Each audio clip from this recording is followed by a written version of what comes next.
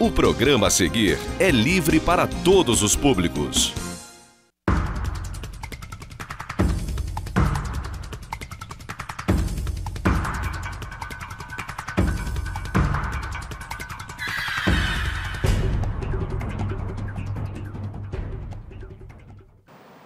Olá, amigos de casa, estamos começando mais um programa Direto ao Ponto aqui pela TV Zoom, um programa que, como todos os outros que integram aqui a grade da casa, pode ser visto também através da nossa página na internet, tvzoom.com.br, através do nosso aplicativo de celular, em qualquer hora, em qualquer lugar, e também através do YouTube, nosso canal no YouTube. Hoje estou tendo a satisfação de receber o vereador professor Pierre, que tem carregado um grande piano aí nessa legislação, né, professor? Mas que vai falar hoje sobre, vamos voltar um pouquinho no tempo, 2011, 2012, CPI da tragédia climática, comissão processante, porque a gente está tendo atualizações, né? O Judiciário tem dado algumas atualizações a esse respeito, a gente está no final de 2018 e falando ainda sobre 2011, 2012, que mostra um pouquinho desse tempo que às vezes a Justiça leva para acontecer, mas o professor Pierre participou desses eventos, acompanhou, testemunhou e participou, foi relator da CPI, né, da tragédia.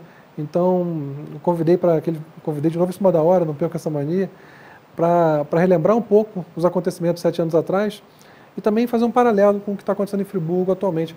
Professor, obrigado por ter aceitado nosso convite, sempre em cima da hora. Fica à vontade para saudar o pessoal de casa e vamos voltar no tempo um pouquinho.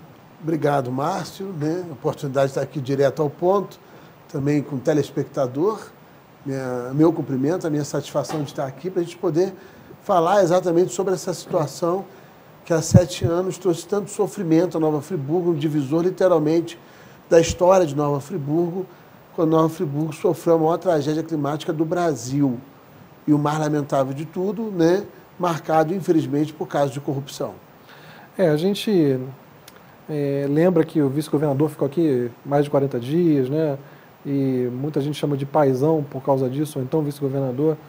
E hoje em dia parece bem claro que na verdade havia um interesse muito grande de estar aqui, porque também farejou-se, né, a possibilidade de muito contrato emergencial, né? E foi o que aconteceu. Tem muita gente que, de forma abominável, ganhou muito dinheiro com a tragédia, se aproveitando do momento, de uma dor incomensurável, né, que a cidade passou, para faturar, para conseguir superfaturar ações, enfim, uma situação muito difícil que eu imagino ter sido exigido muito do senhor, também do ex-vereador Cláudio Damião, que também foi muito atuante.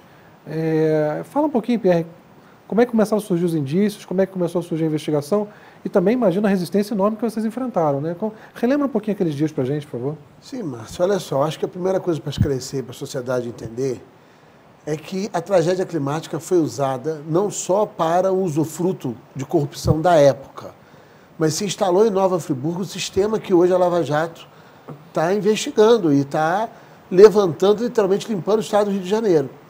Então, Nova Friburgo se tornou um braço do esquema de corrupção do Sérgio Cabral e aquilo foi instituído, eu posso assim afirmar, em Nova Friburgo durante a tragédia climática. Então, foi uma oportunidade daquele grande esquema criminoso ter aqui em Nova Friburgo braços que até hoje têm influência política em Nova Friburgo.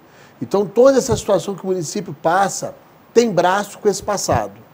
À época, nós começamos a ver, né, logo após a tragédia, foi algo que assolou a todos nós, a cidade ficou totalmente desnorteada, e nós também. E começamos a observar que as questões legais, mesmo dentro de uma situação de calamidade, não estavam sendo observadas. E aí eu me lembro que o Cláudio Damião, que fez um trabalho brilhante à frente da CPI como presidente, e eu tenho que reportar isso, que o Cláudio, a gente conversava, e o Cláudio fez um requerimento de informação, eu também fazia, e esses requerimentos não vinham resposta.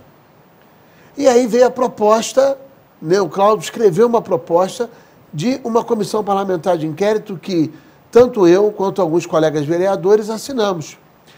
E me recordo que a Câmara, à época, colocou todo um bloqueio para que não viesse a votação. Primeiro que nem precisava votar, porque a Constituição diz, você tem a assinatura de 1/3. Na época eram 12 vereadores, né? Já é suficiente, eram 12. Precisava de 4 assinaturas. Se tivesse 4 assinaturas ali, já era suficiente. Só que se atropelava, literalmente, a Constituição, porque o regimento interno rezava outra coisa. E não se aceitava os nossos questionamentos. Então, tentava-se sepultar a CPI a todo tempo. E aí o que aconteceu? O Ministério Público Federal estava atuando também, né, o estadual, o Tribunal de Contas do Estado, né, ou seja, os órgãos de controle numa atuação muito importante, e essa pressão, né, de investigação, principalmente pelo MPF, redundou na busca e apreensão na Prefeitura e no afastamento do prefeito Demerval, depois até mais à frente. Mas no primeiro momento ele não obteve o afastamento, mas tão somente a busca e apreensão. Quando aconteceu a busca e apreensão, e isso foi em 12 de julho de 2011, a população, né, fez um levante. E ela foi à Câmara Municipal pedindo providências da Câmara. E aí, oportunamente, o Cláudio falou, temos que representar a CPI. E foi exatamente ali que os vereadores, diante da pressão popular, porque ali todo o poder emana do povo, porque é isso que a população tem que entender, a população exerceu o que reza o parágrafo único do artigo 1º da Constituição, ela exerceu o seu poder, ela inclusive escolheu os membros da CPI, eu me recordo, e casou perfeitamente com a proporcionalidade partidária, foi algo incrível, disse quem ia ter que presidir, quem tinha que relatar, quem deveria ser membro, e faltou um membro. E aí houve toda uma questão lá até se compor, tanto que nós tivemos 2 vereadores do PR à época, que foi o Edson Flávio e o Zac Demani. Né? Tinha mais o Renato Abirrâmia, eu e o Cláudio Damião, esse era o conjunto que formava a CPI da tragédia. Depois o Renato assumiu o cargo no governo e entrou o Manuel do Pote. Então, o que aconteceu? Naquela época, nós identificamos essa situação. E aí, a CPI foi instaurada. E o governo não esperava que fosse ter uma instauração da CPI. E a gente ficou no limite porque a população tem que entender que a Câmara ela só podia investigar os contratos do município. Ela não podia investigar os contratos do Estado, por exemplo, os contratos que o governo do Estado, mediante o PESão, aqui estabelecia. Mas a gente via que tinha coisa irregular. E aí o Ministério Público do Estado e o Federal atuaram. Eu me lembro que a CPI da Aleste foi uma piada, porque foi uma CPI não para investigar contrato, mas para investigar as causas da tragédia. Quer dizer, história para boi dormir, hoje a gente está vendo aí o que a Assembleia Legislativa representa nesse esquema cabralino.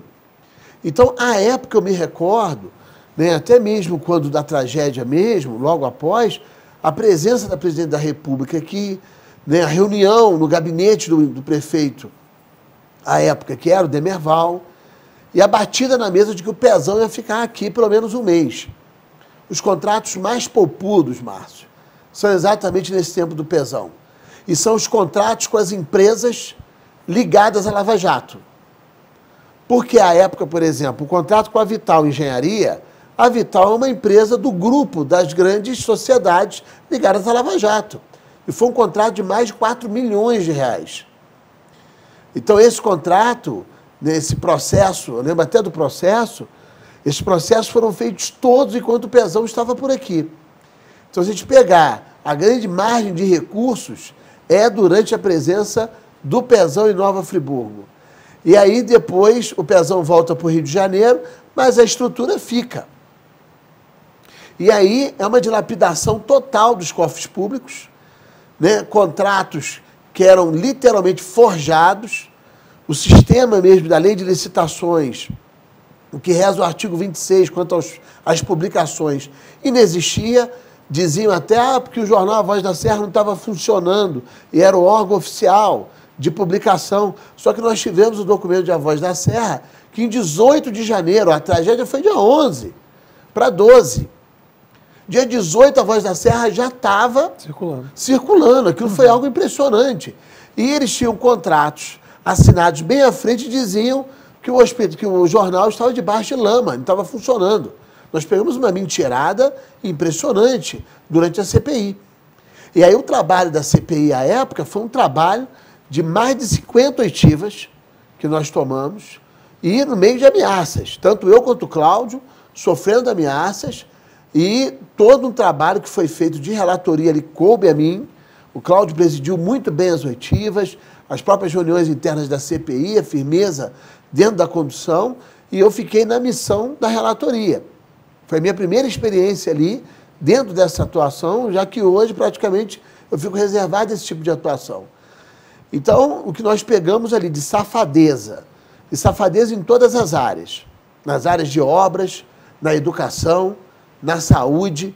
A saúde, então, os contratos de saúde, a maior parte deles, a então secretária entregou a nós em novembro, já no término da CPI.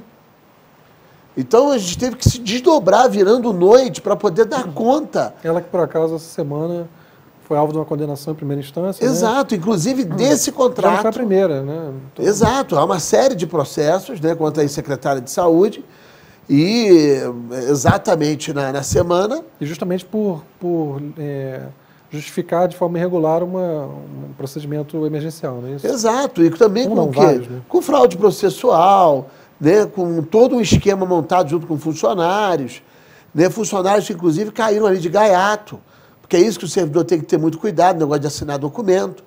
Assina documento, depois olha só a consequência como é que está. O gestor pediu, olha só a consequência hoje. É importante frisar esse ponto, né? Nessa lista de condenados que está circulando, acaba manchando a reputação de muita gente, e há ali pessoas de conduta, enfim, respeitada na cidade, pessoas que você sabe que são de boa índole, de boa índole, mas que assinaram. Exato, então, que acabaram participando, né? É complicado. Desse tipo de situação, às vezes até de modo inconsciente. Sim. Mas assinaram. E olha só o que acontece. Ali a gente identificou isso.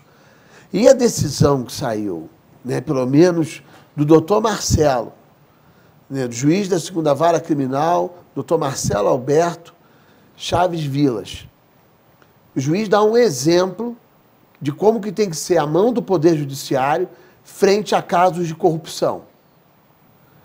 Eu acho que, entendo aqui, que o Poder Judiciário no Brasil, frente a casos de corrupção, sobretudo, que envolve saúde, que se mata através de canetada. É genocídio, né? É um genocídio silencioso. Né? De vez em quando é um genocídio, é uma chacina, e são chacinas silenciosas, que estão acontecendo, inclusive, até hoje. Né? Quando a gente pega na época da tragédia, foi um genocídio. E quando a gente pega um ano inteiro, é um genocídio. Porque a quantidade de mortes por conta da corrupção na saúde é algo avassalador no Brasil, e Nova Friburgo, infelizmente, não foge a essa maldita regra que foi criada. E tortura também, porque tem gente que não morre, mas que sofre. Com certeza. Sofre, às vezes, com a falta de um analgésico, de uma morfina, ou de alguma situação que possa aliviar a dor, possa aliviar o sofrimento, a demora na cirurgia, que às vezes a pessoa está sofrendo e aquela cirurgia vai sendo protelada. Enfim, o que a gente ficamos indignados. Na verdade, esse período de CPI de tragédia foi quando a gente, de fato, eu comecei a cobrir Câmara Municipal, principalmente na Comissão Processante, ainda pela revista Êxito Rio, e comecei a me identificar com isso, porque causa indignação você vê corrupção nesse nível, nessas áreas, porque o sofrimento causado, e esse relatório que a Câmara apresentou agora essa semana com relação à vistoria feita no 1º de novembro, mostra isso, onde é que a bomba estoura, né? Quem é que paga a conta e de que forma?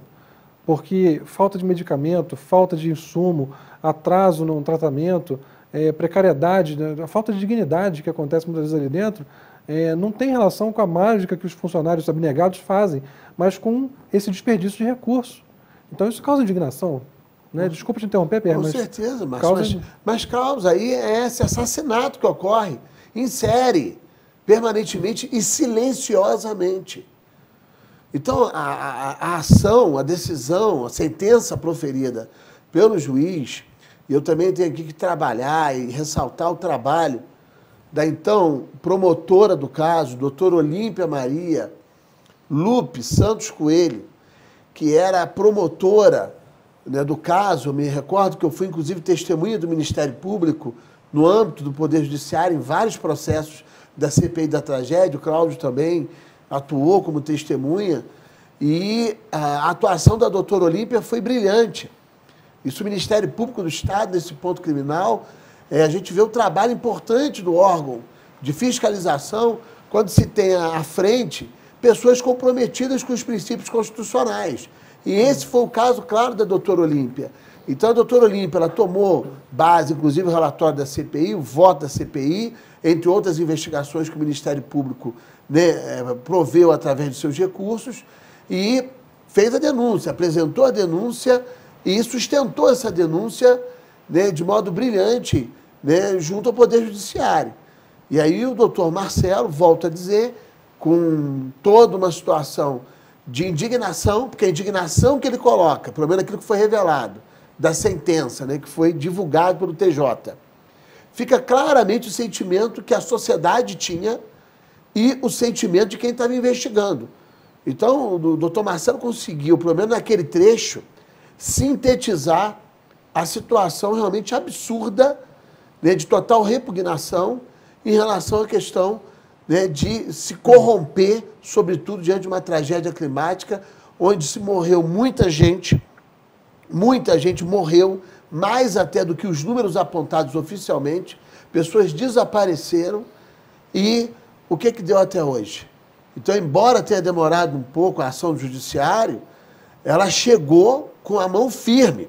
Eu até penso que o novo ministro da Justiça deve tomar medidas no sentido a processos de corrupção no Brasil, de modo que possam ter um incentivo, né, em todas as cortes, de modo que haja celeridade, porque quando se fala de corrupção no meio da administração pública, envolvendo agentes que se dizem públicos e também empresários, esse tipo de caso tem que ser investigado com maior rapidez, de modo a rechaçar qualquer forma de dano a uma grande coletividade. Até porque a justiça demorada demais é injustiça, né?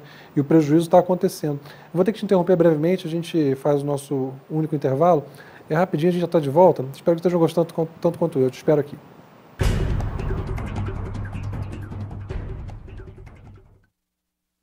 Você pode assistir aos programas da TV Zoom na hora que quiser. Pode também acompanhar ao vivo a nossa programação.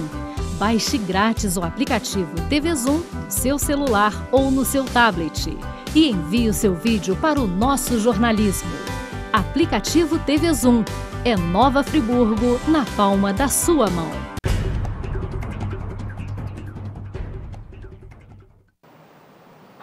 Olá, amigos de casa, estamos de volta para o nosso segundo e último bloco do programa Direto ao Ponto, hoje recebendo o vereador professor Pierre, que está relembrando aqueles dias turbulentos de 2011, 2012, que seguiram a tragédia climática e que estão agora ainda gerando repercussões, gerando novidades, notícias com relação a condenações que remetem àquele período. Professor, você estava contando, esse juiz, qual é o nome dele, perdão? Doutor Marcelo. Doutor Marcelo, ele chegou a te sabatinar também, né? Sim, sim. E a gente via, pelo menos eu me recordo, quando eu dei depoimento, o interesse do juiz sobre o tema.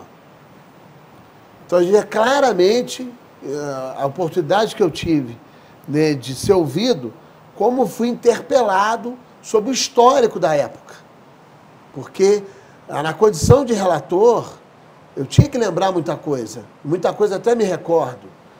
Inclusive, a interpelação que eu tive sobre o processo 0100 e 097, mais diretamente o 0100, que é um processo relativo à manutenção de equipamentos médico-hospitalares, que é uma coisa absurda. Foi o processo mais detalhado da CPI da tragédia, no que tange a área de saúde, e ainda vai ter resultado dele aí pela frente.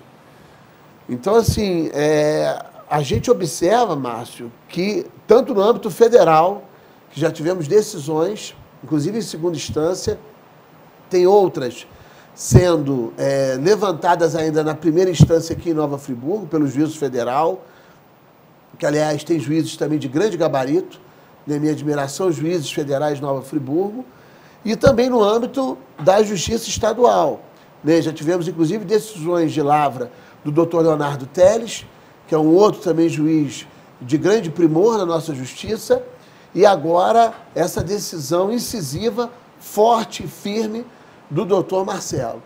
Então, eu espero que seja tomado pelos demais juízes, não só em Nova Friburgo, mas também no Estado e até mesmo no Brasil, o exemplo da mão firme do judiciário quando se trata de temas vinculados à corrupção. Agora, esse passado também dialoga com o nosso presente, né? quando a gente vê que a condenação mais recente é por dispensa irregular de licitação, a gente pode dizer que até alguns meses atrás a Secretaria de Governo aqui de Friburgo podia ter esse nome, a Secretaria de Dispensa Irregular de Licitação. Ela basicamente existia para isso. Então, a gente tem muitos casos atualmente em Friburgo de dispensa de licitação muito questionáveis. Eu tenho vários processos que eu consigo levantar muitas dúvidas ali. A gente pode falar, por exemplo, do caso da alimentação hospitalar, que ficou hibernando por mais de 2 meses, foi reaberto 2 dias antes de expirar o contrato. Quer dizer, forçam um emergencial numa situação como essa, um emergencial que já configurou um prejuízo de mais de R$2.100.000, só em 1 ano, porque a gente está falando, na verdade, de 2 anos. Então, o que a gente pode tirar de lição desse passado para o nosso presente atual aqui em Friburgo, que temos essa proliferação de contratos emergenciais, muitos dos quais em situações evitáveis, a gente vê licitações sendo feitas sempre em cima da hora. No caso, quando eu falo que dispensa irregular, a gente vê muitos casos em que houve um esforço que está registrado, configurado, para retirar os processos da Secretaria de Infraestrutura e Logística e licitar na Secretaria de Saúde, licitar fora desse ambiente. Quando sabia-se que provavelmente a Secretaria de Infraestrutura e Logística ia fazer uma licitação e muito bem feita, porque a equipe que estava lá no governo era muito boa. Então, quer dizer, o que o passado pode nos dizer em relação ao presente? Olha só, Márcio, o que eu vou falar agora é muito importante e pode até gerar um choque à sociedade. Em 2011, nós tivemos uma tragédia explícita que gerou uma comoção municipal, estadual, nacional e até mundial na maior tragédia climática do Brasil. E ali nós tínhamos processos feitos de modo irregular, tanto que a gente está vendo aí estourar no âmbito do Poder Judiciário. O que mais me traz alarde é que nós estamos numa situação talvez até mais grave no que tange a procedimentos administrativos, totalmente fora do que preceitou a lei de licitações, fora dos princípios do caput do artigo 37 da Constituição, princípio da legalidade, princípio da impessoalidade, princípio da moralidade, princípio da publicidade e princípio da eficiência. Esse, então, está sendo rasgado. E me impressiona porque nós não temos uma tragédia aparente, natural, ocorrendo. Mas temos uma tragédia, eu posso aqui afirmar categoricamente, tão dramática ou até maior do que aquela experimentada em 2011 em termos de administração pública. Porque o que está se fazendo com o dinheiro público é uma verdadeira derrama de favorecimento a determinados grupos empresariais em vários setores, à custa da vida das pessoas. No caso do Hospital Raul Sertã, por exemplo, caso da ata de Duque de Caxias, é uma vergonha como se pega um medicamento apenas, a diferença de preço dele comparado, dava para se colocar um Camaro SS conversível dentro da garagem. Em um medicamento de uma listagem de centenas. Então já dá para perceber o tamanho da corrupção que aconteceu nesse governo antes mesmo de o governo tomar posse. Antes mesmo do governo tomar posse, já tinha ações e maquinações para esvaziamento de atos licitatórios. Ali já era o prenúncio do que viria a acontecer com termos de contratos emergenciais. Primeiro foi o caminho da ata de Duque de Caxias e depois mais de uma dezena, quase 20 processos emergenciais que a Prefeitura vem estabelecendo só na saúde, nesse ano, mais de 12.600.000 só de processos emergenciais. Então, a Câmara recebeu lá... A gente pode falar de alguns, né? TFD, esterilização, gases medicinais, alimentação hospitalar, né? Equipamentos médicos hospitalares, alimentação. Então, olha só quanto que não sei, contratos poupudos. A esterilização, né? Esterilização, os contratos poupudos que a Prefeitura tem realizado. E, curiosamente, essas empresas, né, globais, Caminhos Dourados, são aquelas que recebem dinheiro em dia. O Tribunal de Contas apresentou à Câmara lá, e nós também já havíamos apresentado ao Ministério Público Federal a quebra de ordem cronológica. Então, dava predileção ao pagamento àquelas empresas de maior valor de contrato. Sabe-se lá para quê? E as outras empresas com atraso nos pagamentos. estou quebrando a ordem de pagamento.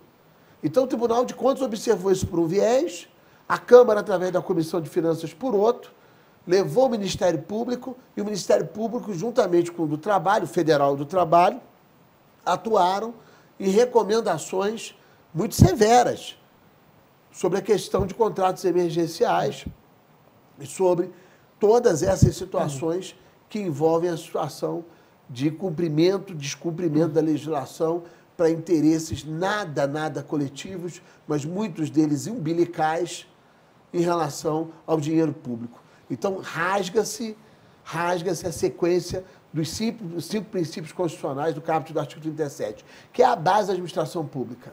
Né? Curiosamente, dá o nome de LIMP. É LIMP, né? É a inicial de cada princípio. E o que a gente tem é uma verdadeira sujeira de safadeza dentro de algumas áreas do governo. Eu não vou generalizar, porque o governo tem pessoas sérias, teve pessoas sérias que passaram pelo governo, né? O governo teve pessoas em secretarias, até hoje tem pessoas que a gente reputa, né, de grande gabarito. Todavia, existem aqueles cancros à administração que se dizem pessoas públicas, agentes públicos, mas apenas no nome, porque na prática não tem nada de agente público, mas de um agente umbilical, egoísta, privatista, né, infiltrado com uma capa de agente público no meio da administração municipal nessa gestão. O senhor acabou se consolidando como uma espécie de relator da Câmara Municipal, relator oficial. Né? Só nesse mandato agora, que começou 2 anos atrás, já foi o novo regimento interno, a nova lei orgânica, essa peça que diz respeito à adesão à ata de Caxias, a frustração de um processo licitatório, já desde o início do processo de transição. Uma peça de mais de 400 parágrafos, aliás. Sim. Robusta. As denúncias em relação a suspeitas de fraude licitatória com relação à compra de medicamentos também, e agora o relatório da vistoria, para citar apenas 5.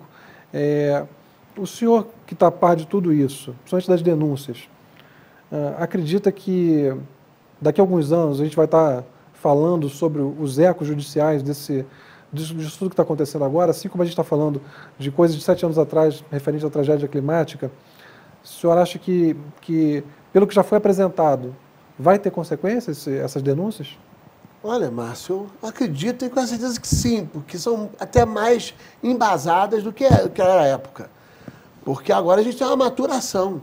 Né? O relatório da CPI da tragédia teve o seu embasamento, o seu momento, e serviu ao Ministério Público, aos demais órgãos de controle e ao Poder Judiciário. Agora a gente tem uma maturação dentro do trabalho legislativo que a gente consegue trabalhar de modo mais preciso frente àquilo que busca o Ministério Público para as suas ações judiciais. O que eu espero é que seja mais rápido. Até porque a cidade de Nova Friburgo está sendo dilapidada por interesses escusos. Pelo menos casos de afastamento deveriam acontecer no âmbito dessa administração. Porque, se mantidos determinados gestores, a cidade vai continuar padecendo. Até porque houve aqueles que saíram e continuam por meio de avatares. Saiu, mas não saiu, né? Quer dizer, não adianta. Saiu de corpo, saiu de assinatura e há avatares representando essa figura ou essas figuras dentro da administração. Ou aqueles que nunca entraram, mas também nunca saíram. Né? Exato. Tem também quem nunca foi nomeado, não foi eleito e que negociou dívida milionária em nome do governo, sem ser eleito e sem ser nomeado. Quer dizer, que procuração é essa? Não, essa questão que existe tem aí ministro, tem pasta, desse Estado paralelo, dessa forma oficiosa, que é chamado Ministério Sem Pasta do governo atual, que realmente é doloroso. Né? A gente pega determinadas ações, como o caso das outorgas, né? Como o caso da empresa relacionada aos sinais de trânsito na cidade, esses sinais que vivem queimando aí com problema. As reuniões que eram feitas entre membros do governo e ministros sem pasta, o Ministério sem pasta. Quem decidiu a empresa foi esse conjunto. Não foi a lei, não, que deveria ter sido ato licitatório. Foi uma escolha de um determinado grupo Isso é uma coisa absurda. E a custa de quê? A troco de quê? A gente não falou de iluminação pública, entre os contratos também emergenciais, né? Não, iluminação, então, é algo sombrio. A gente pode pegar um livro de Carlos Drummond de Andrade para fazer aqui uma ironia necessária. É um claro enigma, que é um paradoxo, porque em relação a esse contexto da iluminação pública, que o povo sofrendo, pagando a conta, e a gente observa, né, o dinheiro da administração pública destinado à manutenção da iluminação ir para que lado? Houve um levantamento na Câmara, inclusive o Johnny Mack fez um levantamento muito bom, comparado com outras cidades, como Guarulhos, que tem mais de 1 milhão de habitantes. O custo lá é mais baixo do que o custo mensal de Nova Friburgo, na iluminação pública. Com um monte E de aí, luz sem funcionamento. haja compilações. Porque a iluminação pública de Nova Friburgo, nessa gestão, e no final da gestão do governo anterior, foi rezada por empresas da Baixada e numa verdadeira compilação, eu destaco, compilação do processo da iluminação pública. E pessoas sendo assaltadas, as pessoas pagando uma conta e não vendo o resultado. Eu penso até que a tutela coletiva do Ministério Público do Estado tem que tomar uma medida forte com relação a isso, porque está atentando o consumidor. Isso é uma situação muito grave. Então, a gente tem um sem número de situações complexas dentro da atual administração, que eu vejo muito graves e realmente me traz impacto, como que não foi tomada uma medida ainda para afastamento de determinados gestores na administração pública do nosso município nessa gestão. Pierre, nosso tempo esgotou. Vou te fazer uma última pergunta rapidinha. Estamos na metade do mandato, né? Ainda tem 2 anos pela frente aí. Você espera para 2019 alguma ação nesse sentido? Enfim, é claro que é uma especulação, mas você sente que pode vir alguma coisa para acontecer no ano que vem? A gente encerra, você fica à vontade para mandar seu abraço para o pessoal de casa também. É a minha última participação aqui. Mas é o que a gente espera. Sabe por quê? Porque eu não aguento mais, eu e os colegas vereadores, né, principalmente o Johnny, o Zezinho, o Marcinho, o Wellington, que a gente tem visto pessoas morrerem no Hospital Municipal Raul Sertã. Isso a gente viu no histórico de 2017, 2018, por falta de medicamento, por falta de material médico hospitalar, por negligência de gestores com outros interesses, né, principalmente interesses monetários. Então, eu não acredito que o Poder Judiciário possa retardar ações frente às demandas apresentadas pelo Ministério Público, em especial federal, né, junto à Justiça, para que possa haver ações que afastem ou mesmo prendam determinadas pessoas que se vestem de agentes públicos, mas que na verdade não são. Eu tenho esperança que em 2019 nós tenhamos medidas sanatórias, higienizadoras no município de Nova Friburgo. Eu tenho a impressão, cobrindo todo dia, que a gente só não viu isso até agora porque nossos peixes não são tão grandes assim. Tem tubarões antes que precisam ser pegos, porque fôssemos um pouquinho maiores, acho que já tinha tudo acontecido. Eu encerro esse programa enfatizando mais uma vez a minha decepção absoluta com o que está acontecendo na Nova Friburgo, meu nojo. Mas, enfim, peço desculpas aos amigos de casa pelo desabafo. A gente volta na semana que vem com mais um programa Direto ao Ponto. Até lá.